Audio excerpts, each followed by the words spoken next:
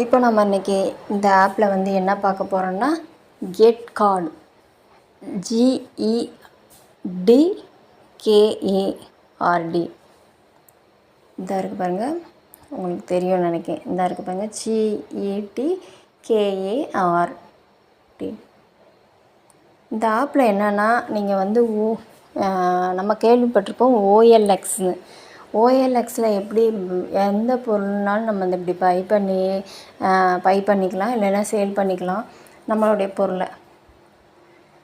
அந்த மாதிரி வந்து இதில் வந்து நம்மளுடைய இதை வந்து பை பண்ணிக்கலாம்.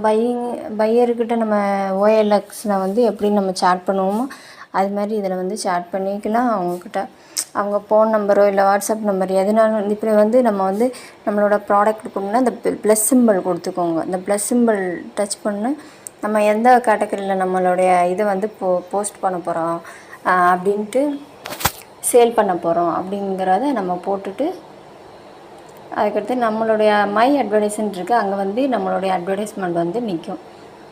சரிங்களா? இங்கே வந்து அதுக்கு முன்னாடி உங்களுக்கு வந்து உங்களுடைய இமெயில் ஐடி கொடுத்து தான் உள்ளே போகிற மாதிரி இருக்கும். சரிங்களா? இமெயில் ஐடி கொடுத்துட்டு வந்தீங்கன்னா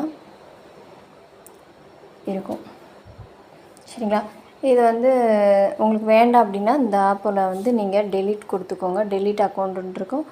அக்கௌண்ட்டை வந்து டெலீட் பண்ணினாலும் டெலீட் பண்ணிக்கலாம், இல்லை லாக் அவுட் பண்ணிவிட்டு நீங்கள் பிற வந்து யூஸ் பண்ணாலும் லாக் அவுட் பண்ணிவிட்டு பிற வந்து யூஸ் பண்ணிக்கோங்க. சரிங்களா?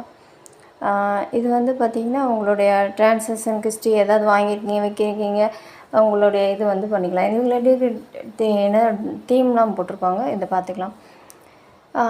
வேறு என்னது இதில் உங்களுடைய பிளாக்ஸ் எதுவும் வந்து கொடுக்கணுன்னா பார்க்கணுன்னா பார்த்துக்கலாம். சரிங்களா? அவ்வளோதான். இது வந்து என்னென்னா OLX மாதிரி தான் இருக்குது. OLX யூஸ் பண்ணிக்கிட்டே இருக்கிறவங்க அதிகமாக யூஸ் பண்ணுறவங்க இந்த ஆப்பையும் யூஸ் பண்ணிக்கோங்க. சரிங்களா? Get card. சரிங்களா? நன்றி, வணக்கம். மற்றொரு வெப்சைட்டையும் இல்லை ஆப்பு மூலமாகவும் பார்ப்போம். பாய்.